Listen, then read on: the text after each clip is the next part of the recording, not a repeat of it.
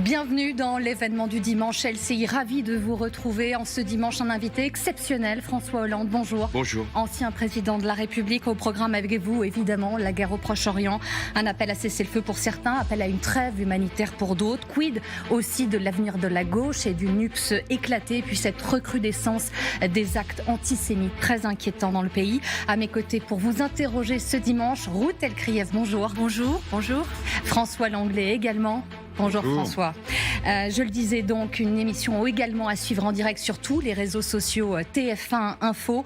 Et donc cette guerre au Proche-Orient, François Hollande, alors que Tsahal affirme avoir visé des combattants, les infrastructures du Hamas, les frappes tuent les civils par dizaines et détruisent aussi des institutions. À l'instant, la ministre des Affaires étrangères française, Catherine Colonna, appelle ce dimanche à une trêve humanitaire immédiate. Est-ce que cet appel, selon vous, aujourd'hui, peut être suivi des faits? On a vu que plusieurs pays occidentaux l'avaient fait, sans que Benyamin Netanyahou, finalement, n'accède à cette demande. Bon, d'abord, il y a un conflit qui est ouvert parce qu'il y a eu une attaque innommable du Hamas en territoire israélien, tuant de nombreuses personnes et justifiant une réponse israélienne. Le Hamas savait parfaitement, en menant cette attaque, en perpétrant des crimes horribles, qu'il y aurait une réaction d'Israël. Et celle-là vient avec les méthodes que généralement le gouvernement israélien utilise lorsqu'il est attaqué. Mais cette fois-ci, il avait été attaqué en son cœur. Et donc, on a ce déchaînement, ce déluge de bombardements et effectivement de morts civiles. Alors, que doit faire la communauté internationale et en particulier la France ? Deux choses. La première, c'est d'appeler à une trêve humanitaire. C'est quoi une trêve humanitaire? C'est un cessez-le-feu provisoire. C'est-à-dire, c'est de permettre qu'il puisse y avoir l'évacuation des blessés, qu'il puisse y avoir l'aide aux populations qui sont maintenant déplacées. Il y en a plus d'1,5 million. Et puis, de faire en sorte que les otages soient libérés. Parce que c'est un principe fondamental. On ne peut pas avoir une trêve s'il n'y a pas des otages. 240 otages, selon le gouvernement israélien. Libérés. C'est la condition, c'est ce que vous dites. Non, c'est une des conditions. C'est une des conditions, mais c'est une trêve qui doit permettre justement d'aboutir à cette libération d'otages et aussi à l'évacuation des blessés et également à l'aide humanitaire et aussi au fait qu'il faut protéger les civils gazaouis qui sont aujourd'hui victimes des attaques du Hamas, puisqu'il y a ces bombardements et bien sûr des bombardements israéliens qui font des victimes parmi la population civile. Et je crois que quels que soient les chiffres qui sont brandis, c'est incontestable. Mais c'est une première étape, la trêve humanitaire. Est-ce qu'on peut arriver à un cessez-le-feu? Il ne peut y avoir de cessez-le-feu que s'il y a un plan de paix qui est proposé. Car comment Israël pourrait-il se retirer de Gaza, même en ayant infligé des coups sévères au Hamas, avec l'idée que ça pourrait recommencer demain? Et comment aussi proposer aux Palestiniens d'en terminer avec une histoire longue sans qu'il y ait enfin la reconnaissance d'un État. Et donc c'est ce que doit faire la France avec la communauté internationale, plaider et agir pour qu'il y ait cette trêve humanitaire, un cessez-le-feu provisoire, et à faire en sorte que très vite, avec les pays arabes et les grandes démocraties, il puisse y avoir un plan de paix qui soit proposé. Justement, la position américaine, au fond, c'est un triptyque. Le secrétaire d'État demande à la fois la trêve, l'ouverture de discussions politiques et la libération des otages. Est-ce que ça n'est pas la position raisonnable derrière laquelle on sent en filigrane ce que vous dites, hein, vous semblez proche de cette position-là. Est-ce que ça n'est pas le modèle sur lequel devrait s'aligner la France? Et la France n'a pas à s'aligner, elle a à prendre sa position, et sa position est connue depuis des années sur notamment un plan de paix permettant d'avoir un État palestinien et des frontières sûres pour Israël. Mais c'est réaffirmer simultanément les trois choses, au fond. Mais je dois constater que la position de Biden est une position qui, aujourd'hui, est beaucoup plus équilibrée que celle de Trump hier. Il faut quand même rappeler que Donald Trump a appuyé le gouvernement de Netanyahou de façon irresponsable et qui a donc justifié la colonisation, le blocus de Gaza dans des conditions qui n'étaient pas humainement acceptables et de geler tout processus de paix. Vous pensez qu'il y a une responsabilité dans les événements d'aujourd'hui? Bien sûr que le gouvernement de Netanyahou a une très grave responsabilité, et de Trump. Oui. Dans la région, il a fait en sorte qu'il il y ait pu y avoir un accord, et c'était pas négligeable, l'accord d'Abraham, c'est-à-dire de faire en sorte qu'Israël puisse être reconnu par les Émirats arabes unis, par d'autres pays, Bahreïn et le Maroc. Mais fallait-il que la question palestinienne soit évoquée? Or, elle ne l'a pas été, y compris d'ailleurs par les pays arabes qui se sont déchargés, délestés de cette question palestinienne. À partir de là, je pense qu'il y a une très grave responsabilité de Trump et une très grave responsabilité de Netanyahou, ce qui fait que d'ailleurs, un moment ou un autre, il aura sans doute à rendre des comptes. Il aura à répondre de ce qui s'est passé. Il aura à répondre à l'évidence, y compris des manquements en matière de sécurité et de ce qui s'est passé en Cisjordanie, où la colonisation a provoqué des conflits et a fait oublier ce qui pouvait se des incidents produire, d'ailleurs notables ces derniers jours du côté en du Hamas. Cisjordanie. Mais je reviens sur les États-Unis parce que je crois que c'est important qu'on ait aujourd'hui une Amérique qui soit plutôt engageante et engagée dans un processus de paix et cherche, à travers la trêve humanitaire que nous devons appuyer, mais nous devons lui donner un contenu. Il ne s'agit pas de dire, bon, maintenant, il faut faire une trêve humanitaire sans préciser les conditions de cette trêve et les conditions qui permettraient d'aboutir à un plan de paix. Justement, est-ce que vous avez le sentiment que la position française est suffisamment lisible aujourd'hui? La position du président qui va en tournée, Israël, Jordanie, autorité palestinienne, Égypte, puis qui revient, qui fait voter une résolution à l'ONU qui ne mentionne pas le Hamas et les otages, qui condamne les bombardements et qui propose une conférence humanitaire la semaine prochaine à Paris. Donc, est-ce que dans ces positions-là, vous y voyez une lisibilité suffisante pour justifier un poids nouveau de la France dans la région? La France, elle a une histoire dans la région. Donc, elle doit parler avec ce qu'ont été les positions successives de François Mitterrand. Je rappelle toujours que François Mitterrand a été le premier président de la République à se rendre en Israël de la Ve République. Il a aussi tenu des propos, François Mitterrand, sur la reconnaissance des droits des Palestiniens, et notamment de l'État palestinien, y compris à la Knesset. Ensuite, Jacques Chirac a pris des positions qui sont apparues comme non pas simplement équilibrées, mais posant un certain nombre de pressions et de conditions à Israël. Ensuite, la situation a évolué. Les présidents successifs, Nicolas Sarkozy et moi-même, nous avons fait face à une crise plus générale du Moyen-Orient. Vous êtes allé au Moyen-Orient, vous avez rencontré les principaux acteurs, vous les connaissez bien. Je les connais bien. Ce que je crois avoir été utile de la part d'Emmanuel Macron lorsqu'il s'est déplacé, c'est pas simplement d'aller en Israël pour marquer la solidarité que nous devions avoir et que nous avons à l'égard de la population israélienne qui a été frappée en son cœur, mais aussi d'aller voir les différents partenaires possibles, précisément les pays arabes, pour qu'il y ait un processus qui se réouvre. Ensuite, aujourd'hui, la voix de la France, ça doit être, à travers une conférence humanitaire, sans doute. Mais que l'on annonce le 9 novembre prochain. Sans doute, mais pour qu'il y ait une conférence humanitaire, pour qu'on apporte un certain nombre de moyens matériels, pharmaceutiques et de soutien à la population civile de Gaza, faut-il qu'il y ait une trêve qui soit prononcée. Et donc, il faudrait des conditions. Et donc, il faut qu'il y ait une trêve, mais qu'elle ouvre un processus. Sinon, je ne vois pas comment Israël pourrait l'accepter, puisque Israël veut aller jusqu'au bout de son offensive. Et je ne vois pas non plus ce qu'il serait possible de faire après la trêve, à la reprise des combats, sans qu'il y ait finalement de solution. Donc il faut travailler à la fois une trêve humanitaire et à une solution politique pour qu'elle soit présentée aux différents acteurs. Et les deux États, c'est possible encore? Je pense que l'erreur qui a été commise, et on la connaît, c'est de favoriser une colonisation en Cisjordanie qui a empêché la solution des deux États. C'était fait pour ça, d'ailleurs. Alors, ça mettra du temps. Mais si on ne rétablit pas le principe que les Palestiniens doivent avoir un État, je ne vois pas comment les pays arabes pourraient soutenir une proposition de paix. Enfin, je pense que les Israéliens eux-mêmes, après ce qui s'est produit, veulent éradiquer le Hamas. Je pense que c'est un principe fondamental pour les Israéliens. Même ceux qui étaient les plus hostiles à Netanyahou, même ce qui restait de la gauche israélienne, aujourd'hui, ne peuvent pas pactiser avec un groupe qui a commis des atrocités, se revendique d'un terrorisme islamiste et qui ensuite veut en terminer avec Israël. Même si certaines familles d'otages, notamment quant à l'échange proposé par le Hamas... Que les familles d'otages, et j'ai évoqué ce sujet-là parce qu'il est essentiel, que les familles d'otages souhaitent qu'il puisse y avoir, dans la trêve humanitaire, dans une trêve humanitaire, vous parlez avec votre ennemi. C'est arrivé dans tous les conflits. Et donc, soit par des intermédiaires, le Qatar en est un, soit directement, vous parlez à votre ennemi pour libérer des otages.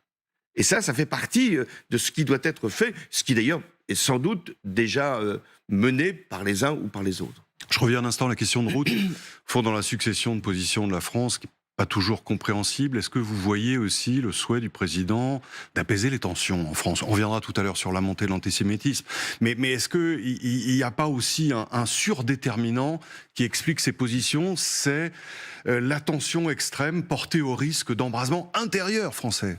Oui, mais ça, c'est une précaution qui est louable. Il y a une nécessité de ne pas montrer qu'il y aurait pour la France une faveur particulière qui serait accordée à un gouvernement israélien qui ne le mérite pas. Mais il est important aussi de dire à la population, à toute la population, que quand il y a des crimes terroristes, il convient tous de les dénoncer. Parce que ces crimes terroristes ont des conséquences. Pour les Israéliens, on les a vus, mais pour les Palestiniens. Parce que beaucoup de ceux qui vivent dans l'enclave de Gaza ne sont pas des soutiens du Hamas et vivent sous les bombes aujourd'hui. Sont effectivement les victimes collatérales de la guerre qui s'est engagée. Et il est très important aussi de souligner notre solidarité à l'égard de la population gazaoui qui, effectivement, connaît à son tour des bombardements et des victimes très importantes. Pour autant, on doit soutenir l'éradication du Hamas dont vous parliez tout à l'heure. Oui, l'éradication du Hamas fait partie de ce que l'ensemble, d'ailleurs, de la région, pas simplement les Israéliens, souhaitent. Parce que le Hamas, on ne va pas ici en faire l'exégèse, mais le Hamas est une organisation délibérément terroriste, appuyée par les frères musulmans et soutenue par l'Iran. Donc pour beaucoup de pays arabes, c'est aussi un adversaire. Et c'est un risque aussi pour la stabilité de la région. C'est-à-dire une des explications qui fait que pour l'instant, il n'y a pas d'embrasement du conflit. C'était quand même un grand risque que nous avions tous identifié. La prise de parole notamment de Nasrallah, le chef du Hezbollah vendredi. Tout à fait exact. Alors que l'on sait qu'il est soutenu directement par l'Iran, le Hezbollah. Et il a fait preuve, disons, de dénonciation multiple, d'accuser les Américains, mais de ne pas rentrer dans le conflit. Pourquoi les pays, et même l'Iran, qui a été directement concerné par ce qui s'est passé, puisque l'Iran soutient le Hamas, et l'Iran devait nécessairement être informé de ce qui allait se produire en Israël. Mais même l'Iran fait attention à qu'il n'y ait pas de débordement. Et les pays arabes ne veulent pas avoir comme partenaire pour la représentation palestinienne le Hamas. De ce point de vue-là, ça permet à l'autorité palestinienne, qui est quand même discréditée, il faut quand même bien le dire, de reprendre un peu vie et de réapparaître comme l'interlocuteur possible. Faut-il encore lui en donner les moyens? C'est pour ça que ce qui se passe en Cisjordanie est grave, c'est-à-dire qu'il faut absolument éviter que le conflit déborde de Gaza pour venir en Cisjordanie. Sur le bilan des civils palestiniens, vous en parliez, nos sources sont compliquées parce que le Hamas donne ces chiffres de près de 9000 civils palestiniens aujourd'hui tués dans la bande de Gaza depuis la guerre, des entrées d'hôpitaux, des ambulances dans un convoi ciblé, des camps de réfugiés également. Et arrêtons-nous quelques instants sur le choix des mots. L'ONU parle d'un risque de génocide. Est-ce que pour vous, aujourd'hui, l'ONU va trop loin dans ces termes? Est-ce que, comme certains le disent, l'Organisation des Nations Unies n'est-elle pas devenue un peu trop pro-palestinienne? C'est une des critiques qui lui est adressée. D'abord, quand on dit l'ONU, ce sont des personnalités associées à l'ONU, des experts qui se rendent quelquefois sur place, n'ont pas forcément l'autorité que peut avoir le secrétaire général des Nations Unies ou le Conseil de sécurité. Le Conseil de sécurité n'a jamais été chargé de définir ce qui était, hélas, des crimes. Mais les mots ont un sens. Ouais. Et c'est pour ça qu'il y a une Cour pénale internationale, c'est elle qui permet de hiérarchiser les crimes.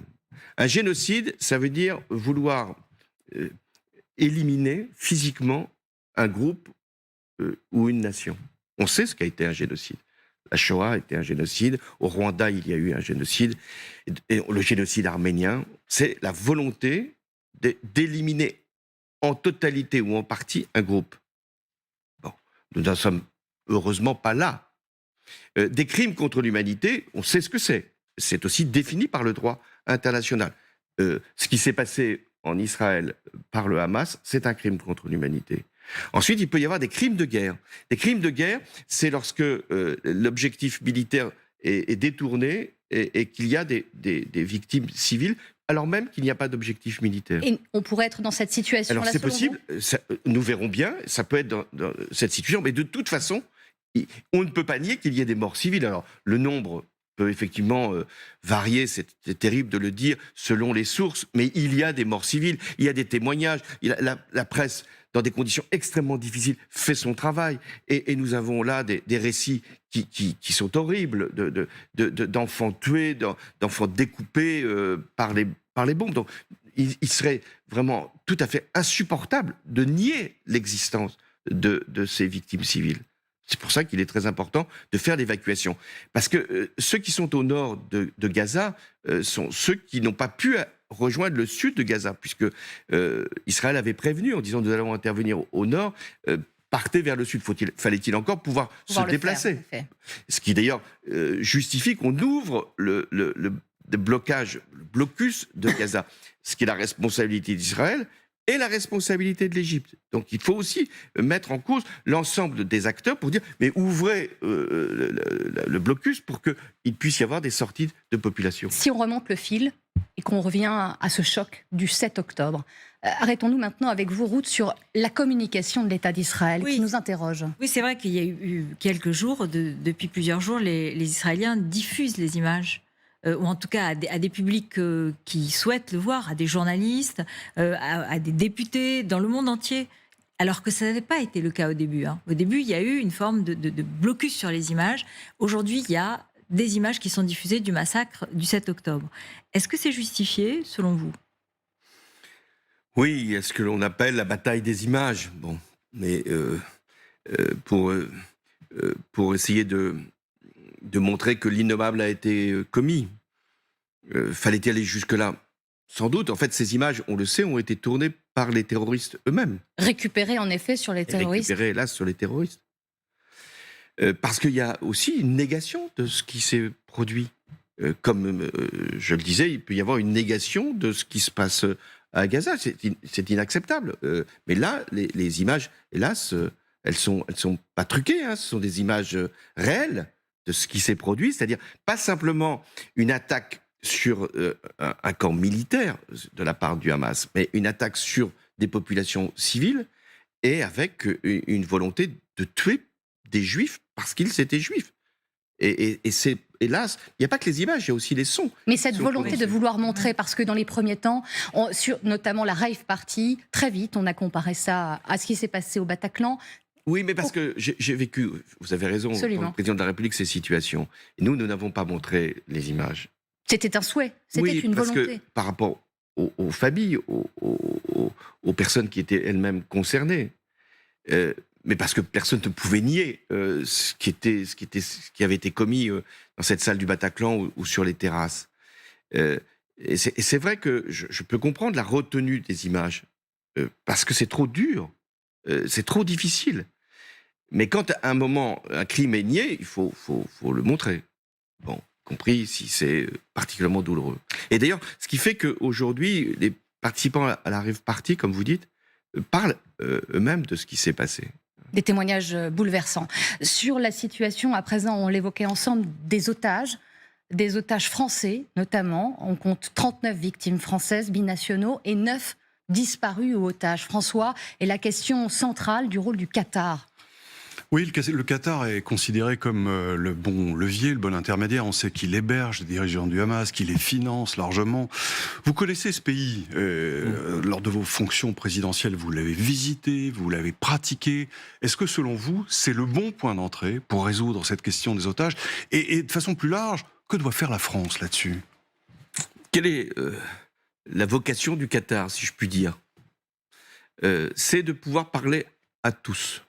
C'est ainsi qu'il s'est installé dans le paysage avec un argent abondant, des moyens pas toujours réguliers, mais il s'est installé comme le pays qui a la capacité de parler, au temps où Kadhafi était au pouvoir, au régime libyen, aux Iraniens, de parler également à la Turquie, avec laquelle il est particulièrement lié, de parler à des groupes terroristes.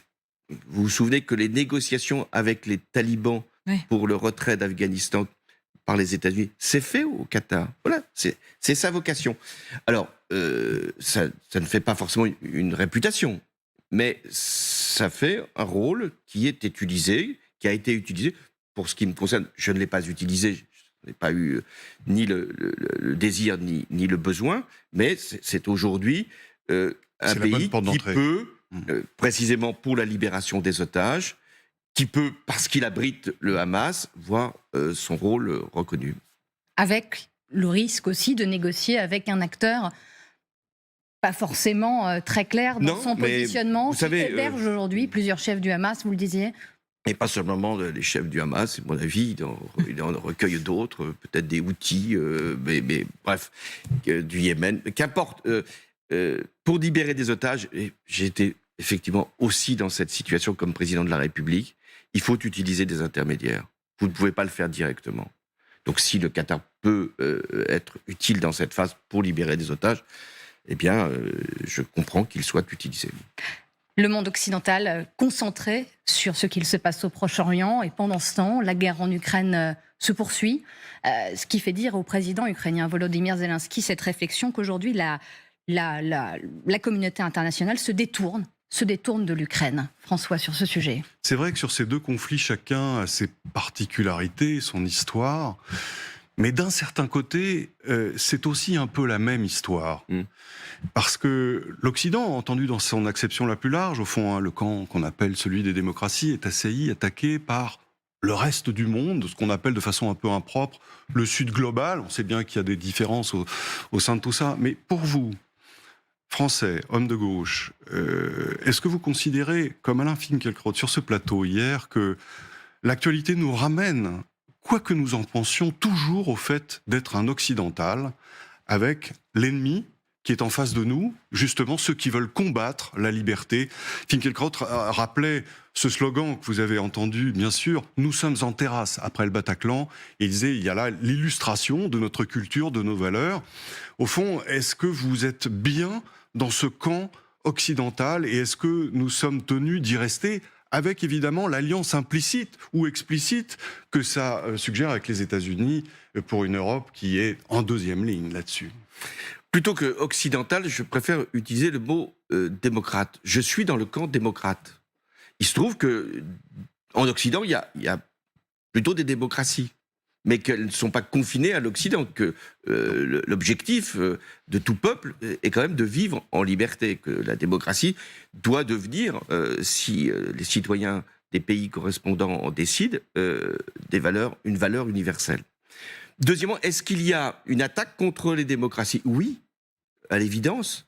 La Russie, la Chine, avec des alliés qui sont parfois encombrants, mais parfois bien utiles, l'Iran, la Corée du Nord, la Birmanie, le Venezuela, oui. Le club des méchants. Hein. Oui. Qu'est-ce qu'on fait alors? Et donc, ces pays-là, ces empires-là, veulent réduire la place des démocraties. D'abord parce que les démocraties les menacent à l'intérieur. Il y a aussi une aspiration démocratique dans ces pays-là. Et puis ensuite parce que les démocraties représentent un modèle de société que ces empires récusent. Et enfin parce que ces démocraties ont été dans les premiers rôles dans la hiérarchie mondiale ces dernières années. Donc, il y a une recomposition du paysage. Et alors, est-ce qu'il y a un lien entre la guerre en Ukraine, la guerre au Proche-Orient, ou même la guerre en Arménie, Azerbaïdjan? Oui, il y a un lien. Vladimir Poutine tire profit. Vladimir Poutine est le lien. Vous m'avez pris le mot ou le nom. Vladimir Poutine est le lien. Mais c'est là, c'est-à-dire que Téhéran, Moscou, oui, Pékin. C'est-à-dire que tout ce qui peut affaiblir les démocraties, lui dirait l'Occident, tout ce qui peut affaiblir les démocraties est bon à prendre. Oui, mais François Hollande, qu'est-ce qu'on fait face à ça? Est-ce qu'on dit il faut du coup essayer de mieux nous exprimer, essayer de mieux faire comprendre nos positions, ou alors est-ce qu'il faut tenir bon et se battre sur ces valeurs démocratiques et du coup occidentales? Il y a deux approches. On entend bien un discours autour de cela qui est non mais attention, tenez bien compte de ce Sud global, il faut amenuiser un peu notre discours, il ne faut pas être agressif, etc. Vous l'entendez? Alors, premièrement, il faut soutenir tous ceux qui sont menacés par les régimes autocratiques, en l'occurrence l'Ukraine. Il faut soutenir l'Ukraine, et c'est bien l'inquiétude que nous avons en ce moment, c'est-à-dire que l'attention que nous portons à une guerre qui se déroule au Proche-Orient pourrait nous laisser penser que celle de l'Ukraine est terminée, alors qu'elle se poursuit. Il faut aider l'Ukraine. L'Union européenne a réaffirmé son soutien. Favoriser une paix au Proche-Orient, parce qu'on voit bien qu'elle peut être, si elle n'est pas assurée, cette paix déstabilisatrice pour l'ensemble de la région. Et puis enfin, il faut parler au Sud global. C'est-à-dire, il ne faut pas considérer qu'ils seront pour toujours avec nous. Ils ne le sont pas. Ils veulent être convaincus. Et comment être convaincus? C'est de leur donner une place dans le système international. Ils disent que...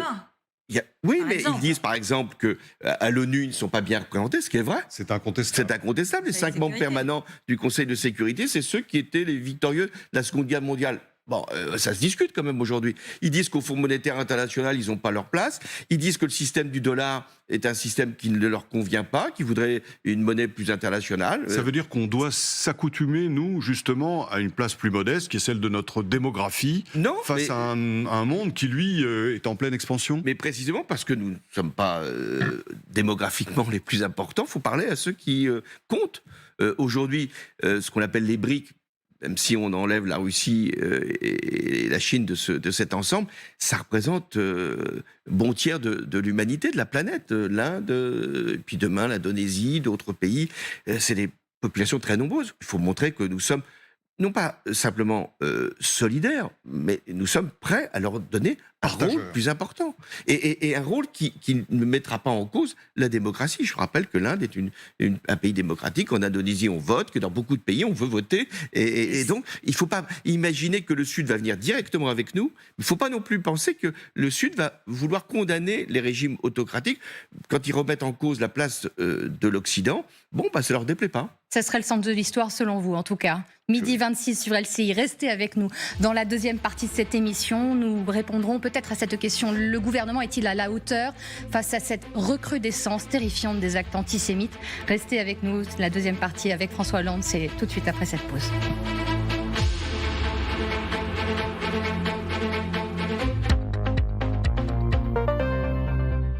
On se sent particulièrement bien chez vous, non? Oui, j'ai fait poser une pompe à chaleur. Pompe à chaleur Atlantique, jusqu'à 60% d'économie. Et pendant les mois de la réno, Atlantique vous rembourse 400 € pour l'achat d'une pompe à chaleur RO. Atlantique, on est bien chez vous. Stéphanie.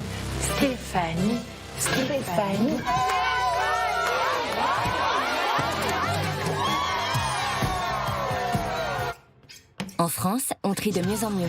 Alors on ne lâche rien. Trions systématiquement. Et t'en as pris pour combien? Franchement, tu crois pas qu'on devrait essayer de faire un tout petit peu attention? Ok, j'ai rien dit. Si Lidl ne fait pas de concessions sur les prix, c'est pour que vous n'en fassiez pas non plus. Vous vous demandez encore qui est le moins cher? Si on compare le prix des marques nationales, mais aussi des marques de distributeurs, aucun doute, Lidl est moins cher que Leclerc, Intermarché, U et Carrefour. Lidl, le vrai prix des bonnes choses. Les achats en ligne comportent des risques numériques. C'est pourquoi vous devez activer NordVPN. Évitez les sites de phishing et chiffrez vos données en ligne. Profitez de l'offre dès maintenant. Mais non. Un projet qui... Pardon. Il n'y a plus de saison, hein. Ah ouais, non, mais c'est sans fin, ce truc. Bah oui, tous les mois pendant 30 ans. T'as gagné. Eh ouais, j'ai gagné.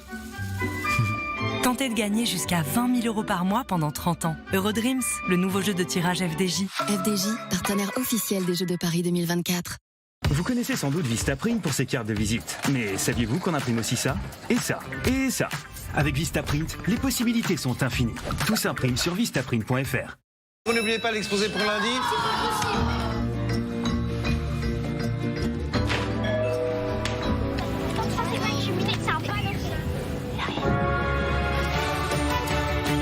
tous ensemble que l'on peut agir pour l'environnement.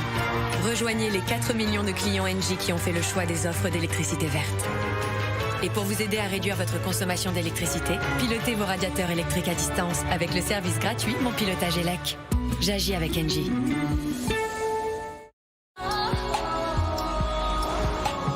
Qui a dit que l'électrification n'était pas taillée pour l'aventure? Qui a dit qu'il fallait recharger ses batteries pour aller toujours plus loin?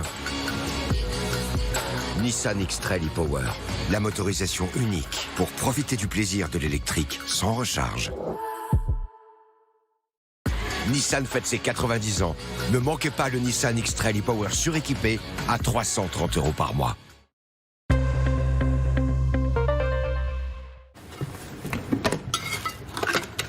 Stéphanie.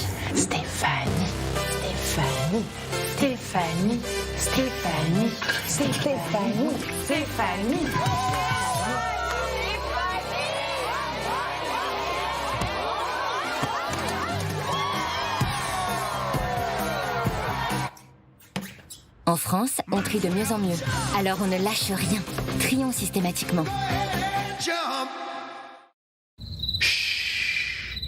Regardez, Louisa et David rêvent encore. C'était pas gagné. De jour comme de nuit, ils n'arrêtent pas de bouger.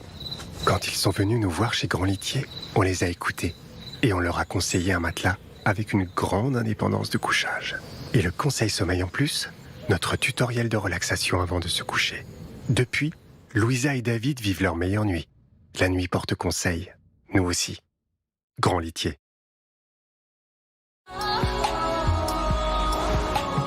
Qui a dit que l'électrification n'était pas taillée pour l'aventure? Qui a dit qu'il fallait recharger ses batteries pour aller toujours plus loin? Nissan X-Trail e-Power, la motorisation unique pour profiter du plaisir de l'électrique sans recharge. Nissan fête ses 90 ans. Ne manquez pas le Nissan X-Trail e-Power suréquipé à 330 € par mois. Vous voulez connaître la valeur de votre voiture? Simplement et rapidement en ligne? Sur vendezvotrevoiture.fr, saisissez les détails de votre véhicule et recevez le prix de vente, pas juste une estimation. Et après une simple vérification dans une de nos agences, vous pouvez vendre votre voiture. Obtenez un prix maintenant sur vendezvotrevoiture.fr. Avec la monnaie de Paris, il va y avoir du sport. Retrouvez 9 sports olympiques et paralympiques gravés sur nos nouvelles pièces de 10 € argent. Une collection Paris 2024 inédite à retrouver sur monnaiedeparis.fr et à la poste. Vous n'oubliez pas l'exposé pour lundi?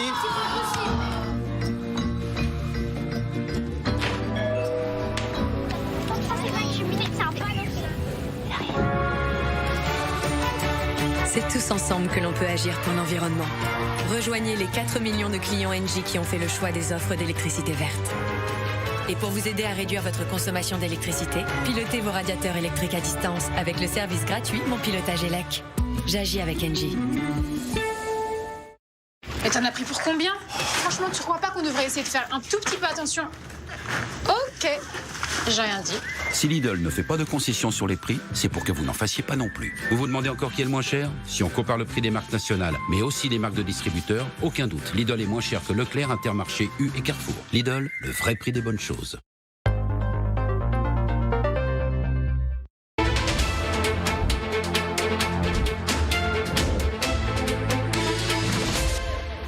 Retour dans l'événement du dimanche LCI, toujours avec notre invité exceptionnel François Hollande, l'ancien président de la République. François Hollande, des étoiles de David taguées dans les rues de Paris et dans la région parisienne, des chants antisémites entonnés dans le métro. Les chiffres sont là. Depuis le 7 octobre, selon le ministère de l'Intérieur, 857 actes antisémites ont donné lieu à 425 interpellations. 857, c'est plus qu'en un an, en 2022, où 436 actes antisémites ont été constaté, pardonnez-moi. François Langlais sur cette question. La question qu'on a envie de vous poser n'est pas la plus facile probablement pour répondre, mais qu'est-ce qu'on peut faire face à ce mal diffus, ce mal français, pas spécifiquement français, mais ce mal qui est en pleine résurgence en France, qu'est l'antisémitisme? Quels sont les bons leviers d'action? D'abord, c'est une douleur d'avoir la résurgence d'actes ou de propos antisémites. C'est une douleur pour chaque citoyen, parce que je pense que la quasi-unanimité des Français sont eux-mêmes tout à fait troublés, choqués par ce type de comportement, c'est une douleur parce que c'est une forme d'insulte à ce que nous sommes. Bon.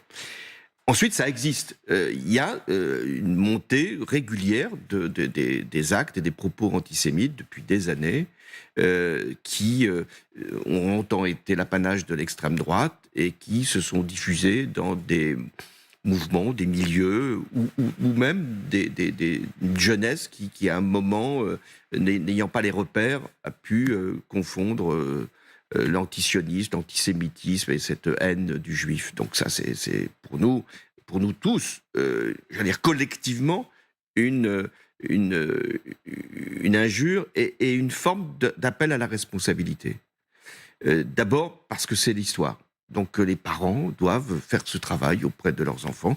Et puis l'école doit faire ce travail-là aussi en ce moment. C'est pas si évident pour les enseignants. Et on se souvient de ce qui s'est produit il y a encore peu avec la mort de cet enseignant, même si ça n'avait aucun rapport avec ce qui se passait en Israël, mais c'était aussi... les enquêteurs disent que... oui, mais en tout cas, c'était le phénomène de terrorisme islamiste qui se prolongeait. Et puis, il y a eu Samuel Paty également, qui faisait ce travail-là aussi de vérité historique. Donc, c'est le rôle de l'école, mais faut-il aussi soutenir les enseignants dans cette démarche. Et puis enfin, il y a une responsabilité politique, c'est-à-dire que les mots doivent être, vous en parliez tout à l'heure, doivent être les bons quand on évoque une situation internationale. On peut condamner le gouvernement de Netanyahou, je l'ai fait, on peut être sévère à l'égard d'un certain nombre de comportements des colons israéliens, on peut être dur même sur des opérations militaires que nous ne pouvons pas forcément soutenir, mais on doit faire la distinction.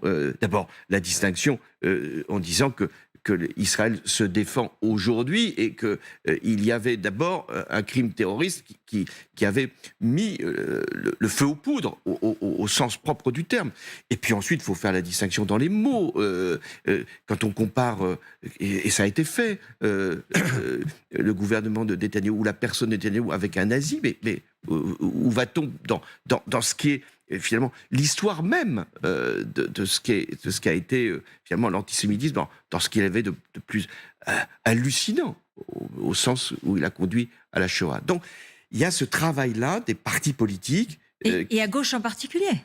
Enfin à gauche. Qu'est-ce que vous appelez la gauche? Parce que là, il faut être très précis. On va y revenir, mais à quand peut-être mais non, il y a autant là aussi, il y a eu dans la gauche, depuis longtemps d'ailleurs, dans son histoire, un soutien à la cause palestinienne qui n'avait pas à dériver et qui ne devait pas dériver vers un antisionisme et un antisémitisme. Vous appelleriez à une marche contre l'antisémitisme à l'appel de partis politiques. Le lendemain de l'attaque du 7 octobre, le CRIF a fait cette marche. Beaucoup de monde dans les rues de Paris notamment. Un ancien président de la République, Nicolas Sarkozy, et depuis, plus rien. Bon, d'abord, souvenons-nous, il y a eu une marche mais considérable le 11 janvier 2015. Après plusieurs millions de personnes. L'attentat contre Charlie Hebdo. Après l'attentat contre Charlie Hebdo et l'hypercachère. Et donc, c'était la démonstration que la France, dans ses profondeurs, parce qu'il n'y avait pas que Paris, partout en France, il y a eu des manifestations considérables. Donc, je dois quand même reconnaître que la France, dans son tréfonds, n'admet pas l'antisémitisme, révoque le racisme. Alors, est-ce qu'il faut faire des manifestations pour le dire, en tout cas, ce qui serait souhaitable, c'est qu'il y ait de la part de l'ensemble des acteurs politiques cette condamnation qui vient d'elle-même d'ailleurs, cette condamnation d'actes et de propos, ça c'est la première étape, et puis la deuxième étape, de savoir préserver un vocabulaire qui ne laisse aucune prise à l'anti-sionisme ou à l'antisémitisme. Justement, à propos de vocabulaire et à propos de la gauche, on a entendu un certain nombre de choses de la part de Jean-Luc Mélenchon. Qui a écrit des tweets, qui en écrit d'ailleurs toutes les 10 secondes, et notamment un contre Yael Braun-Pivet parlant de camps à Tel Aviv, hier sur les médias en parlant de leurs propriétaires. Enfin, tous les jours, il y a une forme de propos pour le moins ambigu. Est-ce que vous diriez qu'il est un pyromane dans cette situation que vous décrivez ? Non, je ne pense pas que Jean-Luc Mélenchon, pour le bien connaître, soit un antisémite. Mais je pense qu'il, par les positions qu'il prend, qu'il entretient un courant qui peut devenir antisémite. Non pas parce qu'il en serait lui-même l'auteur, mais parce que finalement, il alimente une façon de penser, ou de mal penser en l'occurrence. Et je crois, quand il s'est obstiné contre toute raison à ne pas qualifier le Hamas comme une organisation terroriste et à ne pas qualifier les actes abominables qui avaient été commis comme des actes terroristes, je pense qu'il a alimenté finalement cette machine infernale qui fait qu'on ne veut pas dire la réalité des faits et des actes. Ensuite, moi je pense que si il ne s'agissait que de Jean-Luc Mélenchon, parce qu'il n'y a que peut-être lui que l'on veut entendre, enfin il appartient à un groupe politique. Ce groupe politique, LFI, doit aussi faire le clair sur ses positions. Et ceux qui ont critiqué au sein de ce groupe LFI, à juste raison d'ailleurs, la position de Jean-Luc Mélenchon, pourquoi reste-t-il encore dans Vous les ce appelez à groupe quitter la France Je les insoumise appelle, en tout cas, moi je n'ai pas d'autorité sur eux, ça se saurait, et depuis longtemps. Mais ce que je dis, c'est qu'il y a un moment, un principe de cohérence. On ne peut pas se désolidariser de Jean-Luc Mélenchon tout en restant dans son groupe. D'ailleurs, c'est la même chose pour le Parti socialiste. On ne peut pas à la fois dire il y a un problème Jean-Luc Mélenchon, mais on continue à travailler avec le groupe politique. Ce moratoire, au fond, est-ce que c'était la bonne idée? Moratoire pour une durée indéterminée, on a l'impression que le Parti socialiste n'arrive pas à choisir, n'arrive pas à quitter Jean-Luc Mélenchon.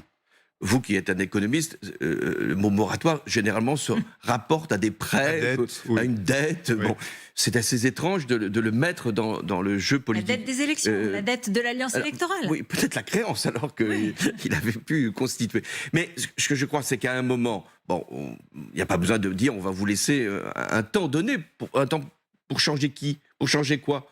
Jean-Luc Mélenchon ne va pas changer. Enfin, c'est maintenant une ligne qu'il a choisie, un rôle qu'il a voulu occuper et peut-être une intention électorale pour le futur. Donc, il ne va pas changer sur ces positions-là. Et d'ailleurs, il n'y a pas que sur ces positions-là que ça mériterait une prise de distance. Il y a eu aussi ce qu'il a dit au moment des émeutes urbaines, ce qu'il a dit sur la police. Enfin bref, on ne va pas ici faire l'inventaire. Donc, il y a un moment où, c'est comme disait Musset, il faut qu'une porte soit ouverte ou fermée. Ben, là, il faut fermer la porte. Il ne va pas changer, il reste malgré tout en tête dans les sondages à gauche. Est-ce que vous pensez qu'aujourd'hui la gauche peut faire sans Jean-Luc Mélenchon? Je pense que la gauche a besoin de tous ses électeurs si elle veut gagner. Ça, c'est vrai. Je vais reprendre peut-être une référence historique. Quand François Mitterrand a refondé le Parti socialiste, c'était il y a longtemps, il y a 50 ans, le Parti communiste faisait plus de 20-25% des voix. Est-ce que François Mitterrand a dit ben voilà, je vais laisser le Parti communiste représenter la gauche? S'il avait dit ça, jamais la gauche ne serait venue aux responsabilités du pays en 1981. Est-ce qu'il a dit je veux me détourner des électeurs communistes? Non. Et il a dit je fais une union, si cette union est possible, elle est sur les lignes du Parti socialiste. C'est ça l'enjeu, c'est de faire l'union autour d'une ligne qui soit acceptable, crédible. Ah bah, il faut, qui est le François Mitterrand aujourd'hui? Il faut qu'il y ait une ou un qui se lève au sein du Parti socialiste pour dire voilà ce que nous devons faire. Il ne s'agit pas d'éliminer l'autre partie de la gauche qui a toujours ses positions, mais ce n'est pas cette ligne-là qui peut être aujourd'hui victorieux. Et puis c'est très important. On parlait tout à l'heure de parler à la population, de parler aux Français. Il faut leur parler. Il faut qu'il y ait une pensée qui s'exprime. Il faut qu'il y ait des références. Il faut qu'il y ait une morale. Vous voyez, c'est ça un parti politique. Or, moi, ce que je déplore aujourd'hui, c'est l'effondrement des partis politiques. C'est ce qui explique aussi qu'il y ait des comportements individuels ou des phénomènes de débordement. Il faut aussi une incarnation. Et il faut une incarnation. Eh bien, écoutez, elle sera trouvée. Elle viendra toujours à un moment, à la condition qu'il y ait une force qui se mette elle-même en mouvement. Une gauche pas alignée, juste question rapide, mais unis dans les cortèges. Hier, il y avait une manifestation place de la République. Le Parti socialiste a eu raison de s'y rendre. Manifestation, je le rappelle, autorisée. Hein. Oui. Cette fois-ci par la préfecture de police de Paris, ce qui n'était pas le cas. Manifester pour la paix, ça, je pense que ça ne pose pas de problème. Manifester avec qui? C'est toujours ça la question. sur le sujet de la paix, les partis socialistes pouvaient trouver, effectivement, moi-même, j'ai défendu cette position. Mais on ne manifeste pas avec des gens qui sont dans la position de ne pas reconnaître la responsabilité du Hamas ou de ne pas dire que c'est une organisation terroriste ou qui sont pour l'éradication d'Israël. Moi, je reste sur des cohérences. On peut manifester pour la paix, mais on ne manifeste pas avec ceux qui, justement, ont une responsabilité dans ce déchaînement de violence. Donc, en fait, hier, il y avait un cortège du Parti socialiste avec une banderole un peu différente, mais même celle-là, vous pensez que c'était une erreur? Il faut défiler avec ses propres slogans. Je pense, si ça a été le cas, tant mieux. De rappeler la solidarité qu'on doit face à un attentat terroriste horrible à l'égard du peuple israélien, de ce qu'on doit dire sur le risque que représente le Hamas aujourd'hui. Voilà des choses. Et aussi, bien sûr, un soutien aux victimes de la guerre, à la population gazaoui qui est prise en otage elle-même, la libération des otages, les vrais, qui sont là détenus, et puis d'avoir une proposition en termes de processus de paix. Voilà ce que doit être la position d'une grande famille politique. François Langlais. Dans ce paysage politique, il y a une figure qui semble monter de façon inexorable, c'est Marine Le Pen. Ses positions sur le conflit en Israël, au fond, étaient assez proches de celles que vous avez décrites, hein, assez rassembleuse. Qu'est-ce qu'il faut faire pour la contrer aujourd'hui, alors que tout semble la pousser dans le dos, comme le vent peut faire avancer un bateau? Oui, le vent peut tomber. Il y a des tempêtes qui existent en ce moment même. Oui. Et puis à un moment, il va y avoir une accalmie. On ne faut pas toujours suivre le vent. Il peut vous emmener au large et quelquefois vous faire sombrer ou vous noyer. Donc méfions-nous de ces vents-là. Ce que certains appelaient, mais c'est une autre époque, les vents mauvais. Oui. Je reviens à ce qu'est l'attitude de Marine Le Pen qui finit par faire oublier qu'elle est la fille de son père. On est toujours le fils ou la fille de quelqu'un. Mais elle a été membre du parti de son père. Elle a été même une de ses plus proches. Quand son père, Jean-Marie Le Pen, parlait du rafour crématoire, de la Shoah, détail de l'histoire. Il faut voir d'où vient le Front National ou le Rassemblement National. Vous pensez que c'est toujours un bon argument? Non, ce que je crois, c'est qu'il ne faut jamais oublier d'où un mouvement est né. Deuxièmement, puisqu'elle sait très bien que sur cette position-là, celle de son père, il n'y avait aucune chance d'arriver au pouvoir. D'ailleurs, Jean-Marie Le Pen, au fond de lui-même, ne voulait pas venir au pouvoir. Elle, oui. Elle, son groupe, oui. Dans un contexte européen où les extrêmes droites sont également en forte progression à cause précisément de la peur, de la colère, un mélange des guerres et de l'inflation. Comment lui répondre? Alors, il ne s'agit pas donc aujourd'hui, puisque sa tactique consiste ou à se taire ou à parler le langage du bon sens. C'est ça sa méthode. Bon. Mais qui semble efficace. Oui, c'est efficace. Enfin, je électoralement sais pas, on verra bien. parlant, en tout cas dans les sondages. Ce qui est efficace, c'est en réalité de ne pas se prononcer sur les grands sujets. Mais ce qui est un problème, c'est pas tant Marine Le Pen, c'est l'inexistence des forces démocratiques capables de proposer une espérance, une solution. La majorité, pour vous, n'est pas assez forte. Mais regardez, si vous voulez qu'on fasse un parcours de ce qu'est la situation politique. Vous avez une droite qui parle comme l'extrême droite. Donc, il est assez logique que son électorat soit parti vers l'extrême droite. Oui. Donc, il n'y a plus de droite. Le parti est aussi allé chez Emmanuel Macron. Je vais y venir. Donc, une droite républicaine qui est devenue, finalement, un petit segment de la vie politique. Ce qui est tout à fait regrettable, parce que la droite, elle a toujours eu un rôle dans notre pays de gouverner, de proposer, de s'opposer. La majorité, comme vous dites, qui a absorbé, c'est vrai, une partie de la droite et une partie de la gauche aussi. Quelle est-elle aujourd'hui, cette majorité?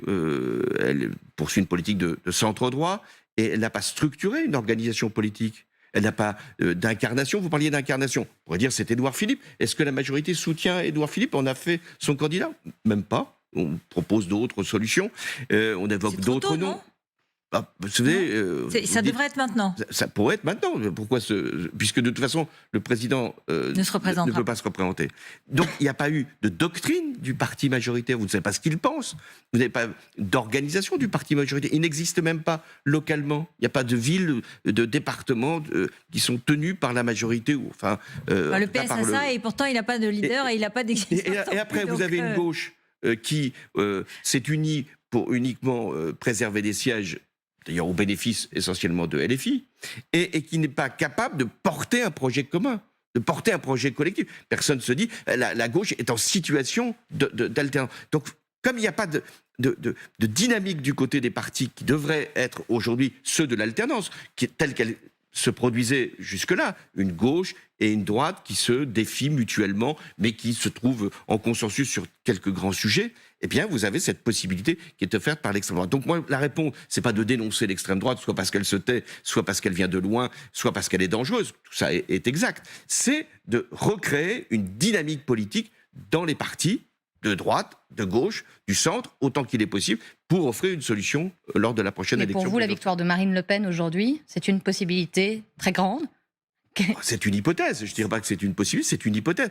Mais malgré tout, même si elle est haute dans les sondages, c'est pas avec 25 ou 30% que vous devenez président de la République. Pour devenir président de la République, je peux en parler en connaissance de cause, il faut non seulement avoir un socle de premier tour élevé, mais il faut être capable de rassembler une majorité de Français. C'est ça la condition. Et je crois qu'elle n'a pas encore cette condition-là. Mais les autres partis ont-ils cette capacité à être majoritaires par eux-mêmes? À eux de le démontrer. François Hollande, demain, le gouvernement va défendre son texte, sa loi immigration au Sénat, puis à l'Assemblée nationale. À l'heure actuelle, il n'y a pas de majorité pour la voter, même si Gérald Darmanin, ministre de l'Intérieur, qui porte ce texte, affiche sa confiance. Est-ce que vous voteriez ce texte? Vous savez que je ne suis plus député, et donc je n'ai pas à me poser cette question, mais je peux regarder le texte lui-même. Vous savez, il y a eu, je crois, une vingtaine de lois sur l'immigration ces 20 ou 30 dernières années. Bon. Donc je ne vais pas condamner celle-là au prétexte que moi-même, comme président de la République, j'ai dû en proposer une, ou peut-être même deux au pays, dans des conditions que chacun se rappelle. Je pense qu'il y a des éléments qui peuvent être acceptés par tous. Le fait qu'il faille simplifier les procédures, oui. Dès que ça aille plus vite. Parce que c'est ni bon pour les étrangers. Ça marche pas. C'est ni bon pour les étrangers, ni bon pour l'ordre public, d'une certaine façon, pour l'état de droit. Donc ça, je pense que ça fait partie de ce qui peut être possible. Les titres de séjour pour les sans-papiers qui travaillent, oui, ça me paraît logique puisqu'ils travaillent. Il faut conserver l'article 3, absolument. Oui, mais vous savez qu'il existe déjà une circulaire dite Valls, qui permet de faire ce... Pour ça, quelquefois, on fait des lois, on ferait mieux d'appliquer celles qui existent déjà. Hein, ça existe. Et tous les jours, il y a des employeurs qui permettent la régularisation de sans-papiers, ou des sans-papiers qui obtiennent cette régularisation auprès des préfets.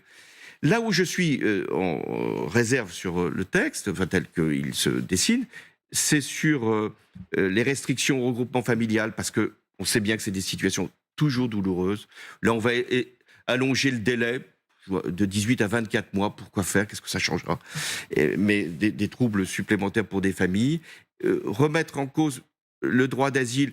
Moi, je suis d'accord avec le texte sur le fait qu'il faut que les demandeurs d'asile qui ne seront pas renvoyés puissent travailler dès qu'ils sont là, plutôt que de leur verser une allocation. Ça me paraît logique. En revanche, sur l'aide médicale d'État, je pense que là, c'est une faute habituelle. On veut faire des économies sur le dos des étrangers. Et puis, qu'est-ce que ça va donner?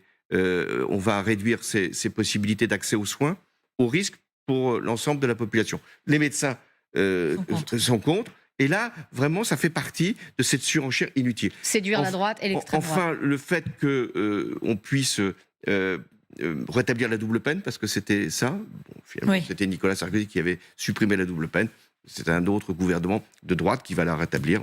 On verra. François Hollande, vous, ancien président, le président Emmanuel Macron, cette semaine, a dit qu'après 2027, il ferait complètement autre chose. Est-ce que vous y croyez vraiment, rapidement? Et peut-être quelques conseils à lui donner. Est-ce que cette sortie vous a surpris? Non, je n'ai pas été surpris. On fait forcément autre chose quand on n'est plus président. Je peux en témoigner, on ne fait plus président, ça c'est sûr. Oui, mais on fait de la politique quand même. Mais on fait toujours de la politique. C'est ça que j'essaye de faire comprendre. Donc il ne fera pas complètement autre chose. Je ne sais pas, mais on a des engagements avant d'être président. généralement. On a des engagements pendant qu'on est président. C'est rare de ne plus avoir d'engagement après. François Hollande, merci infiniment Merci d'avoir à vous. été avec nous ce dimanche. Tout de suite, c'est LCI Midi avec Florence O'Kelly. On se retrouve dimanche prochain. Très belle journée à vous. Merci.